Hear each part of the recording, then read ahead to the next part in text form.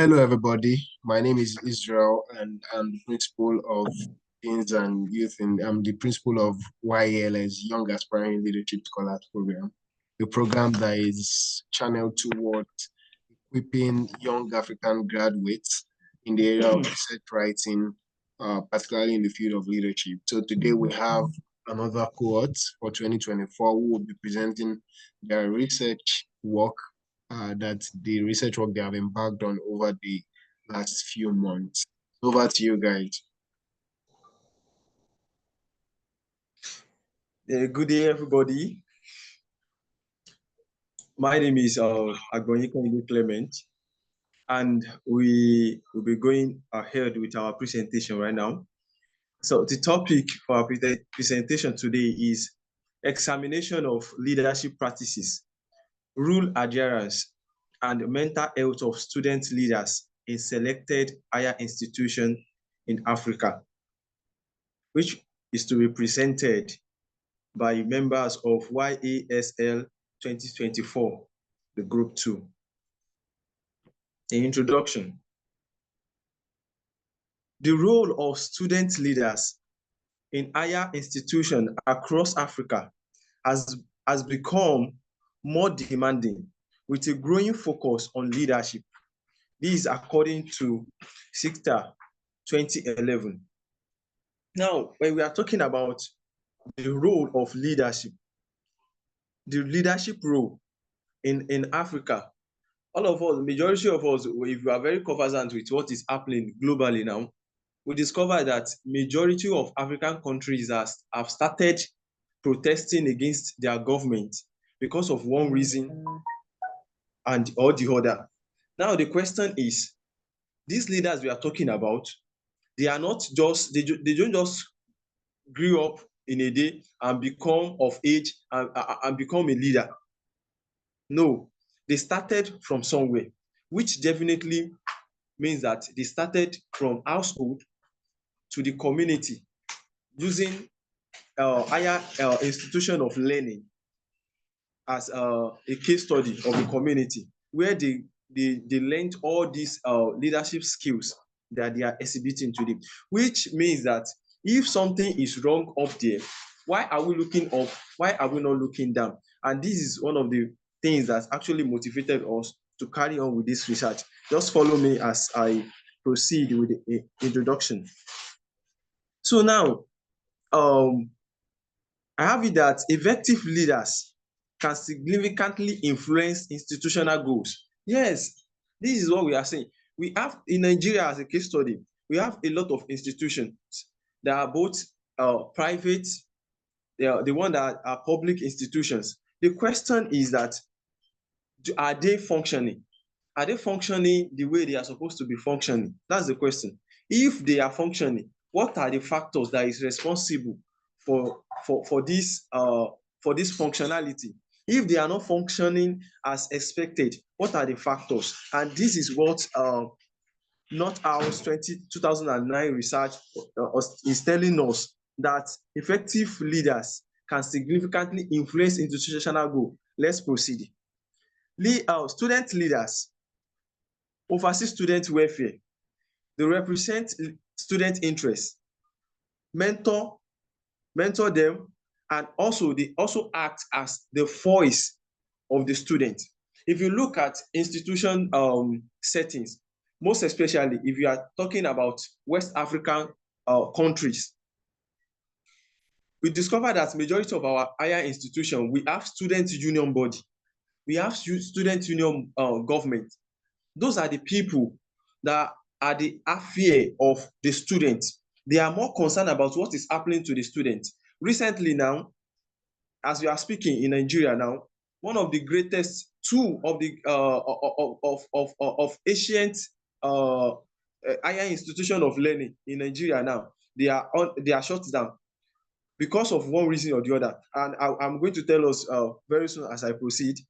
So the student leaders, they are the one that's in charge of the welfare. I said it earlier. They are the voice of the students. It's not everybody that can come out to come and say, okay, we want this, we want that. There must be somebody to represent. Everybody cannot be talking at a time. Currently now, as we are speaking in Nigeria now, the University of Ibadan and the University of Benin, they are under lock. What's the reason? The students are agitating that they don't have 24 hours light, not even 6 hours light in a day in the institution of learning. So it is the responsibility of these student leaders to voice out, and that's what they did. And the management, okay, what we can do at this point in time is that all of you have to go home so that we can sort this issue. Believe me sincere, if there is no student union body to raise these things up, the student will still be in school having light for 4 hours out of 24 hours, and they'll be having exam. How do you expect that kind of student to pass?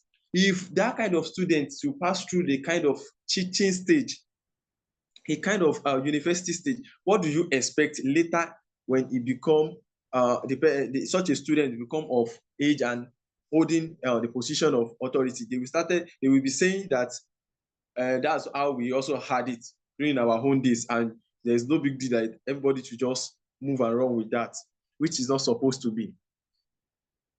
Moving forward, you have it that student leaders, there are responsibility of student leader, and those are some of it I have said earlier, the welfare and other things. But there are other characteristics that a student leader, a good student leader, should be able to have before we even think of using such a person to be a leader. Because majority of this institution we are talking about, the student leaders are elected.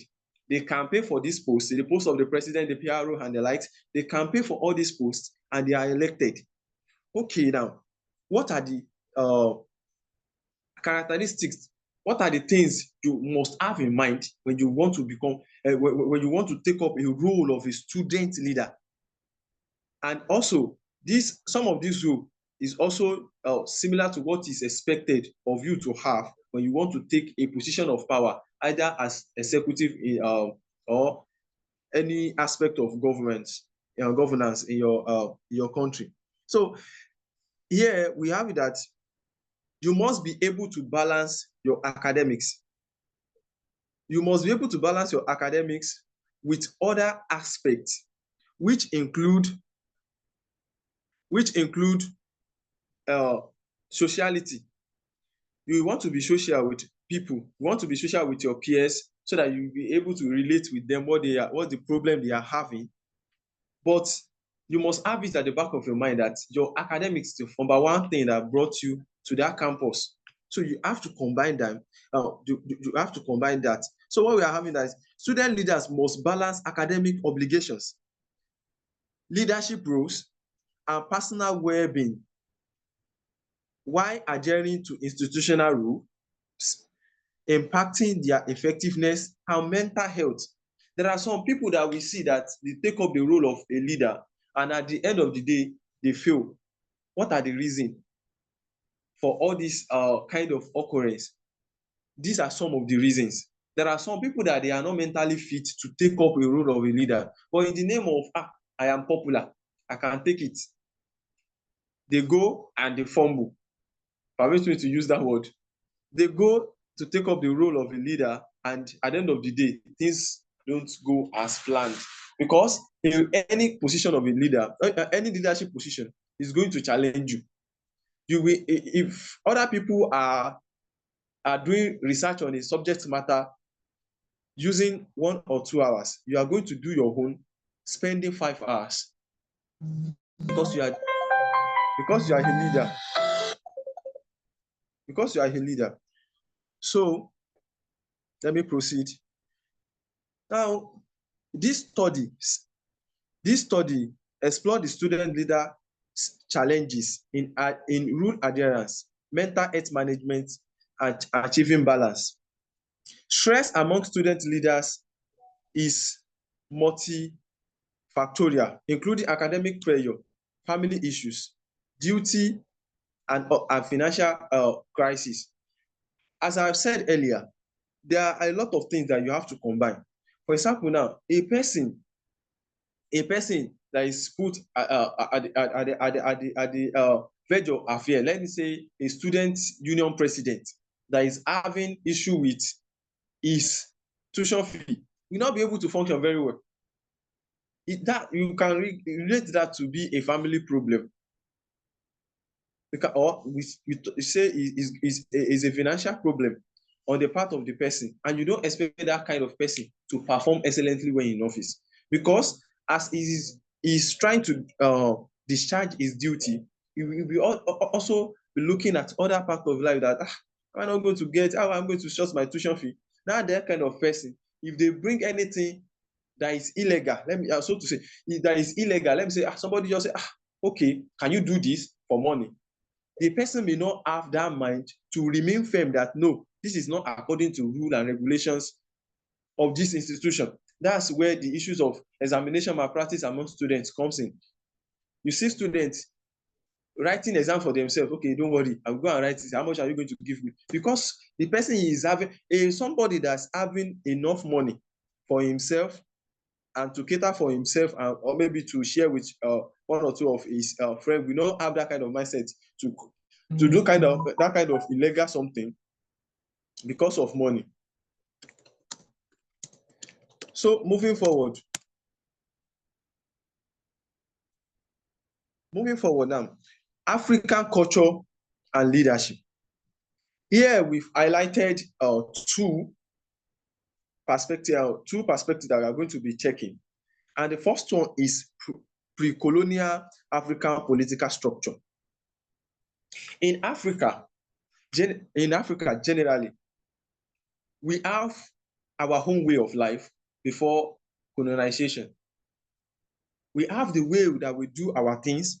We have the way that we bring up our kids. We have the way that we train our kids in morally and other aspects of life. We have but when after colonization, a lot of things change. Before African home, they believe that as a man, you have to be very strong because you have to provide for the family. As a lady, you just have to be submissive and you should be subjected to your husband.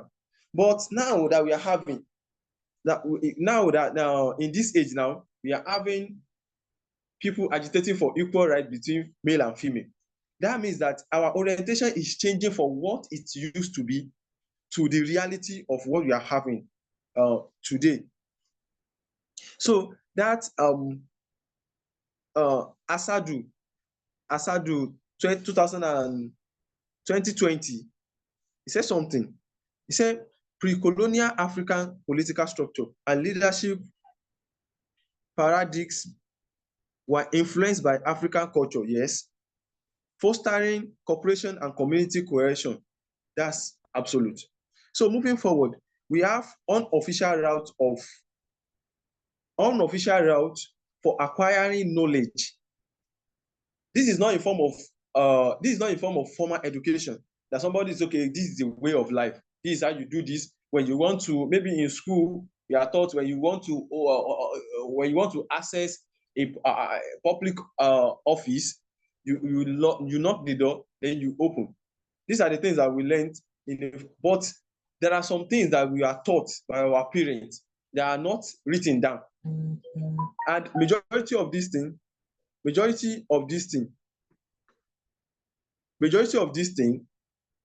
learn it through let me say, when we make mistake, they correct us, then we learn.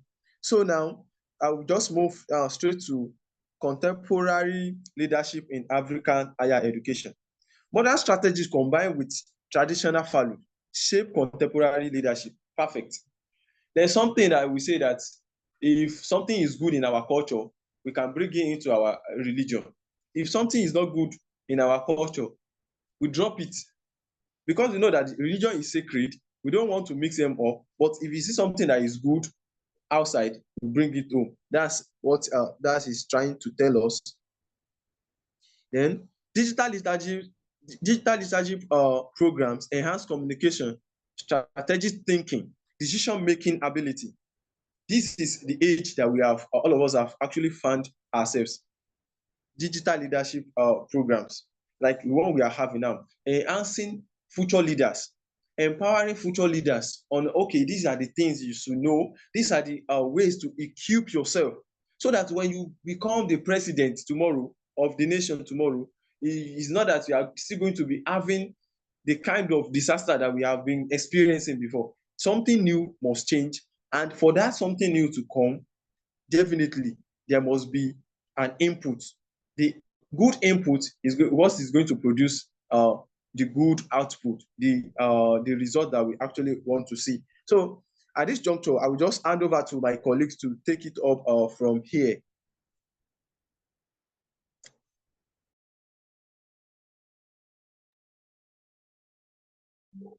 All right, so we'll be going to traditional versus modern leadership. And then we see that the influence of traditional leadership on school administrators is still being under-researched. And this traditional leadership has a lot of effects, like it influences the decision that school administrators make, and this is under-researched. Then we look at decision-making processes. For decision-making processes to build confidence and legitimacy, it has to be transparent. Why peer pressure and peer support networks and mentoring, they help resolve conflicts and encourage ethical behaviors. That is in the form that mentorship can actually help students, like leaders, make the right decisions. They don't have to make mistakes that others have made before now. Then you look at students, leaders, they face specific strains from their academic and personal duties. They have to maintain good grades. They have to sort out events, and like personally for pharmacy student leaders, they have, like, the past president, he has to make plan events, go for clinical rotations, and write his tests, make good grades and the rest. And this can actually lead to stress and anxiety for these student leaders. Then we're also going to look at cultural stigma around mental health. Like in Africa, it's expected that the male gender should actually lock up and not talk about the things they go through since they are men. And this has led to student leaders, most especially the male student leaders, they hardly talk about what they go through during their leadership process. Then culturally sensitive interventions such as resilience building and mindfulness practices are essential for promoting well-being. So it's essential that we tell these students, like we educate student leaders, that there should be a practice of mindfulness. Like when they feel stressed and the rest, they can actually take a break and then come back to it and practice. There should be a thin line. They should notice when they're actually slipping into stress and anxiety and the rest. This is actually important for student leaders. Then moving on, we look at the challenges and the mental health of the student leaders. Then you look at cultural stigma around mental health can impede help-seeking behavior. I've talked about that when we have some societies not supporting people to talk about their mental health because they feel that is a weak behavior for people to talk about their mental health. And then we look at culturally sensitive interventions such as, I think I'm done. So moving on to materials and method. On the material, we use an online survey tool, Google Form.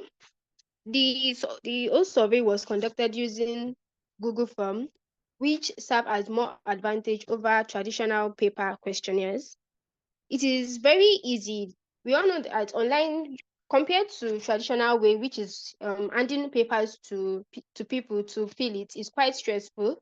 So, but using this online tool, it's very easy to use. It's simple to create and distribute.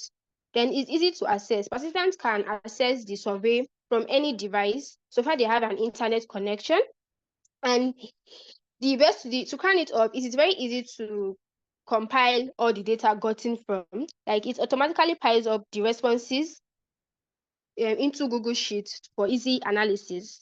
Then to our target population and sampling and sample method, our target population is university students, leaders in Nigeria and also some country and in Africa, within Africa. There are subgroups of these students leaders, which are class representatives, student representative council member, executive office holders, student union office holders, and among others. Then moving on, we generated a survey link which was disseminated through social media platforms and student forum. The social media platforms like WhatsApp, LinkedIn, and Twitter and the likes were used to share these survey links so we could have an engagement, a wide engagement in it. Then the next slide, which we're going to be talking about the questionnaire development. This basically is just saying how we develop the questionnaire with the use of a Google form, which includes the demographics, which is basically the information about the respondent. Then moving on to the education background, information about the respondents' academic status, how their academics is going and all. Then research topic response, the question relating to our research topic. This is how the questionnaires were developed. And the questionnaires were incorporated with multiple types of questions. We have multiple choice, which is straightforward answer. We have Kellett scales, which gauge our opinion. This is giving agree, do you agree or not? And we have an open-end questions for comprehensive data collection. This is where we leave a space for the respondent to type out their own view about it instead of picking between each other. Then moving on to pre-testing, a small test sample of the response, like a pre-test was done. This pre-test with a small sample to ensure clarity and refine unclear questions. This is where a small sample was given to the respondent to test the question to ensure that there is clarity and there is no misunderstanding. We're fine. Then we're moving on. We have the data collection and ethical consideration. For the data collection, the data collection period the survey was conducted over 3 weeks from May 12 to May 29 of 2024. Then moving on to the ethical consideration, we had the informed consent, anonymity. We had anonymity. So to explain this, the informed consent, respondents were informed about the study purpose, assured that they will not be disclosed, their information and ID will not be disclosed until the next and where they were given their consent to go on and use their data for our research. Then we took measures to make sure that the respondent's identity was not disclosed and was kept secret. Then moving on to our data analysis, the data extraction, response were automatically piled into Google Sheet and downloaded as SCV file for further analysis. The response we got were we transferred them into Google Sheet, so where we can do a further analysis about them. Then the statistically analyze. We use tools and descriptive statistics. The tools data was analyzed using Microsoft Excel and Power BI. Then the descriptive statistics we used to summarize. It was used to summarize the demographic information and the key response.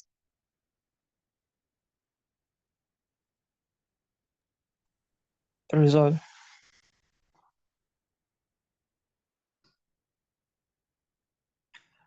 Table 1 shows the leadership practices and effectiveness, which shows we assess 5 key leadership practices. That is communication, decision making, problem solving, and teamwork and time management and conflict resolution. For each practice, the effectiveness is rated by respondents as either effective, neutral, or ineffective. With communication and decision making, both practices which are deemed highly effective by 12 respondents, while 4 remain neutral and 1 find it ineffective. Solving, team, teamwork, and time management and conflict resolution are also effective by 11 respondents, each with 5 being neutral and 1 is finding it ineffective. These are indicated a general consensus on the effectiveness of these leadership practices, with very few respondents rating any of the practice as ineffective. It suggested that strong leadership skills in these areas are among the survey group. Rule adherence and mental health. Table 2. Exploit the familiarity of responder with rule adherence practices and their impact on mental health, in which education and awareness campaign uh, uh, in which education and awareness campaign are familiar education and awareness campaign, in which most of the respondents are familiar with this campaign, indicating a solid awareness base, while collaboration with administration and creative solutions, in which the respondents are familiarity with collaborating with administration and finding a creative solution to rule violation. The overall high familiarity with this highlight a proactive approach toward rule adherence and a positive impact on mental health. Table 3 addresses the mental awareness and support mechanism, in which awareness campaign and access to counseling, in which a majority of the respondents rate the effectiveness of a mental health awareness campaign and access to counseling services very well or moderately well, while stigma surrounding mental health is rated lower, indicating that stigma remains a significant issue, with some responder rating the situation as poor. The responses suggest that well awareness and support services somewhat effective is still a need to address the stigma associated with mental health issues. Yes. Okay. So as my colleague said about the result of our research. So there are several points which need to be discussed for our research. The first point need to be discussed is the leadership effectiveness. And in this, we can emphasize on the communication skill, because the majority rate of the communication is highly effective. Also, there are some key skills which can be also to be discussed, that is the decision making skills, conflict resolution skills, and a teamwork skills. Even we can also take reference with the causes and the Posner's they write in their books of the leadership communication, and they also like highlight the effective communication is a crucial for leaders to inspire and engage their teams. And we also highlight that point because communication skill is important to be a effective leader. The second point need to be discussed is the collaborative decision making. Collaborative decision making is based on several points. The first we can discuss in this is the engagement, how we can collaborate process. So we can use varying effectiveness method for the collaboration, and also we can engage collaborative process, and also we can use some effective measure to improve Even we can take the reference with the Dolevich and Hicks in 2005 research. They basically they indicate a need for the refinement is necessary for being a leadership. The next slide, please. The third point which need to be discussed is the rule adherence.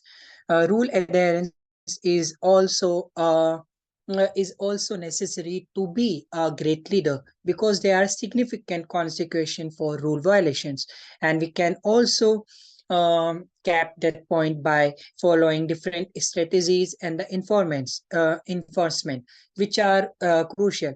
Even we can find these aligned with the Tyler 2006 on procedural justice, emphasizing the importance of fair and consistent rule enforcement.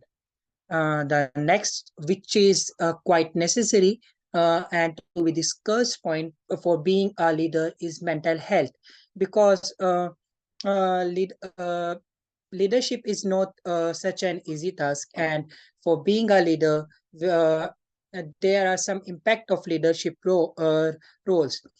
We can see there are dual effect on mental health, and it can offering both empowerment and the risk of stress and burnout. Even we can check there are only less there are mixed availability of the mental health resources.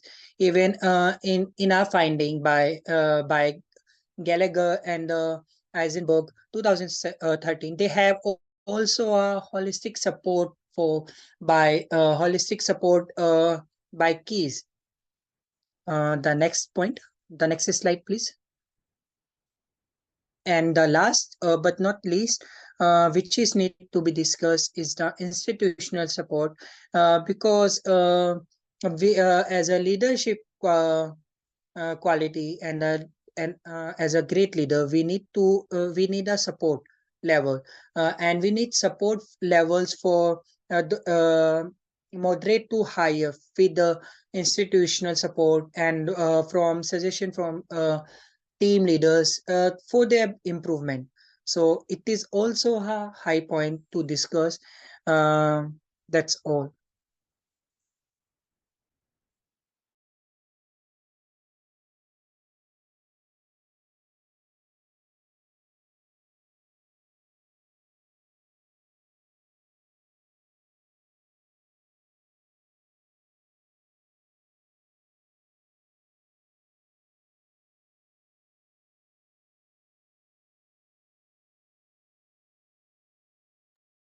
Conclusion.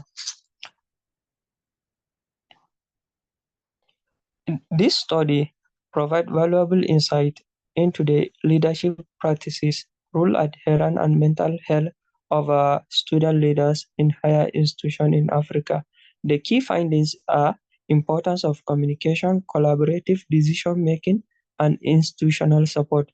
Areas of improvement, mental health support, and effectiveness of collaborative practices. Recommendations. Institutions should follow the roadmap provided to improve support for student leaders, ensuring they can fulfill their roles effectively while maintaining their well-being.